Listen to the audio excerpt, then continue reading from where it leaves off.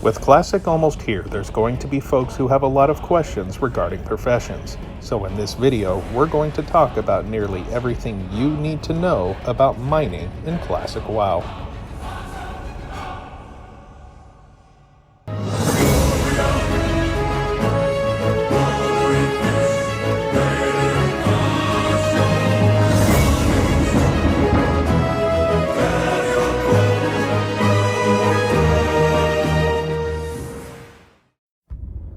This guide is meant to be easily viewed while you're both in or out of the game, so I have included timestamps in the description for you to jump to whatever information you may need. For this video, we'll be discussing the following topics for the mining profession.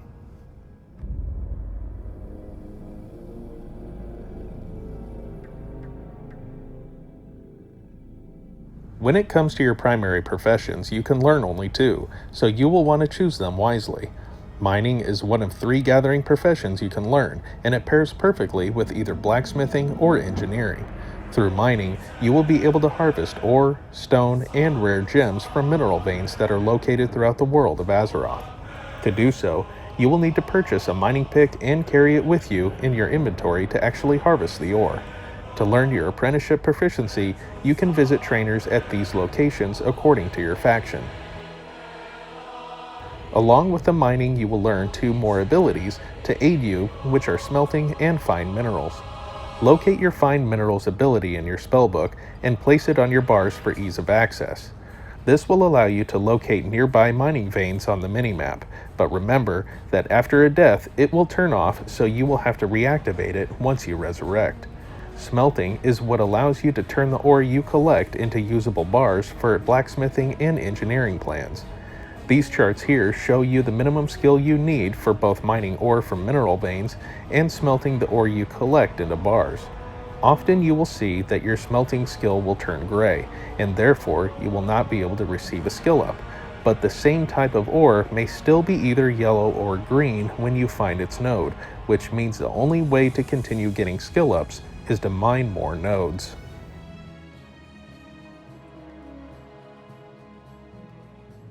When you mine from a node, it will take anywhere between 2 or 4 hits to fully extract all of its contents. This means that in a party or raid, multiple players can harvest the same mineral vein and potentially earn a skill level off the same vein, so in such cases, it is courteous to share the node. Out in the open world, it is considered rude to mine from a node another player is currently mining. If you see someone in combat near a mineral vein, it can possibly mean that that player intends to harvest the node once they're out of combat. I would recommend you either wait to see if that's what their intent was, or send a whisper asking if they're going to mine that node. Now, all of that etiquette applies to those who belong to your faction. If they're of the opposing faction, that node is fair game, and if you're on a PvP server, all bets are off.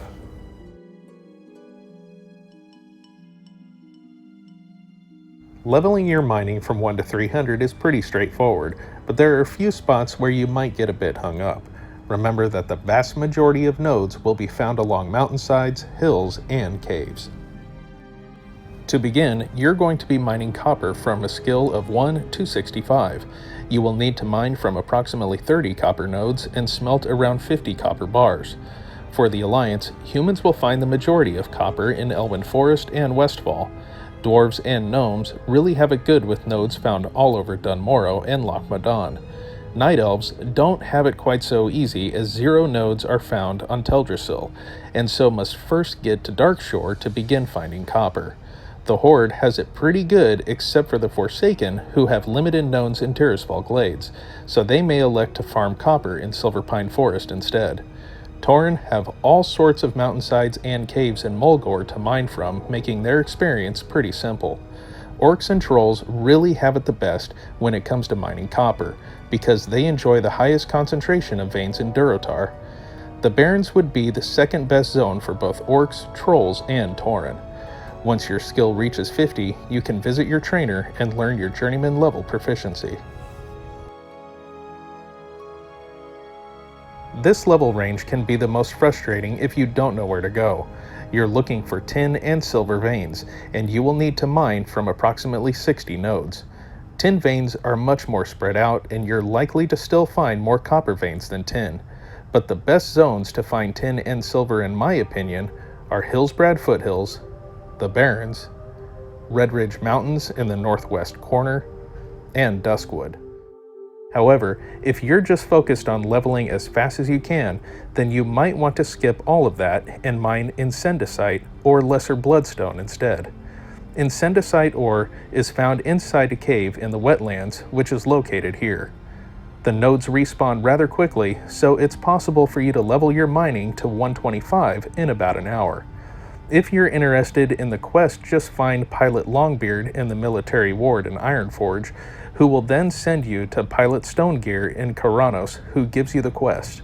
Lesser Bloodstone is found in a cave in Arathi Highlands, located here near Hammerfall. These don't respawn as quickly as the Incendicite, but if you want the quest, just find Corporal Caleb in the tavern at Booty Bay.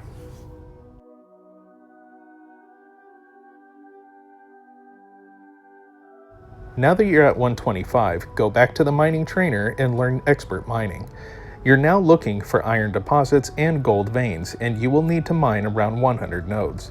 This level range has a lot of zones to mine from, which includes Desolus, Badlands, Arathi Highlands, Altarock Mountains, Stranglethorn Vale, and the Swamp of Sorrows. If you're on a PvE server, you can mine anywhere you'd like, but if you're on a PvP server, you might find yourself harassed often while farming in Stranglethorn Vale. My personal spot to farm for iron is Arathi Highlands, because it's got this great loop that contains a ton of iron nodes. The problem is you won't find much gold. For gold veins, I go to Hillsbrad, because along this route and this cave, there tends to be a whole lot of gold nodes for you to grab. Continue to mine iron and gold until you reach a skill level of 175.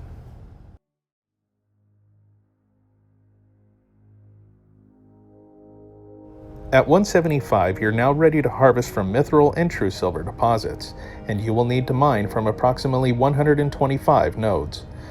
We're now finally getting to some of the ore that can begin to net you some serious money, and thankfully there are a lot of zones where these two can be farmed.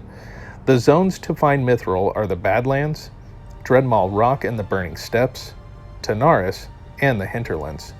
If you're of lower level, there are 3 great spots in Arathi Highlands to find Mithril, and Truesilver can be found behind Stromgard Keep.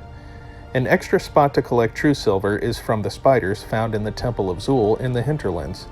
You're not going to get any skill ups from harvesting the ore from the spiders, but it's just another option in case you're looking for the ore only. Once you reach a skill of 200, be sure to visit your mining trainer to learn your artisan level proficiency.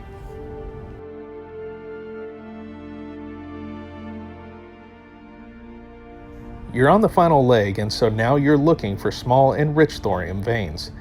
This is going to take quite some time to reach 300, as you will need to harvest around 160 nodes to max your skill. These can be found in your highest level zones, so where I focus my search is in Winterspring, Silithus, Ungoro Crater, and Eastern Plaguelands. This is your moneymaker though, so find a farming path that works well for you and get to selling it on the auction house.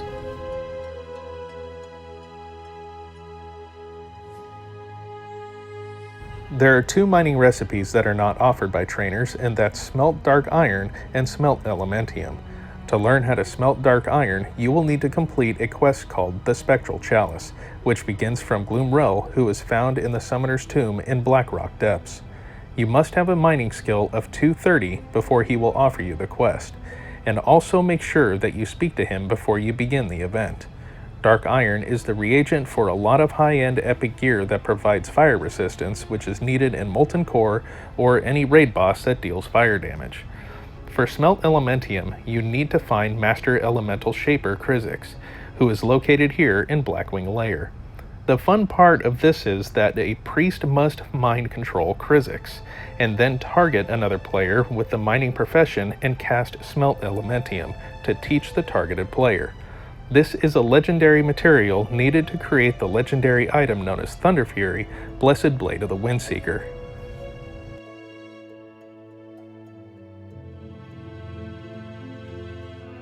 If you're interested in completing some mining quests, you can find them here. Not all of these quests do you actually have to be a miner, but having the Find Minerals ability certainly makes it a lot easier.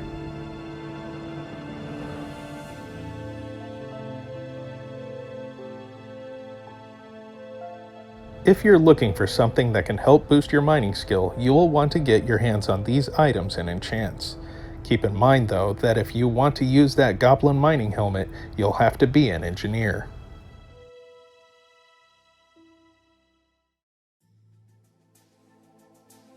That about does it for mining, so if you enjoyed this guide, please make sure you like, subscribe, and click on that bell to be notified of new content I create for Classic WoW.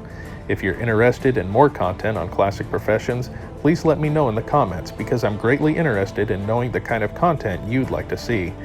Don't forget that you can follow me on Twitter at @ICOSIOClassicWoW, or you can click on the link provided below.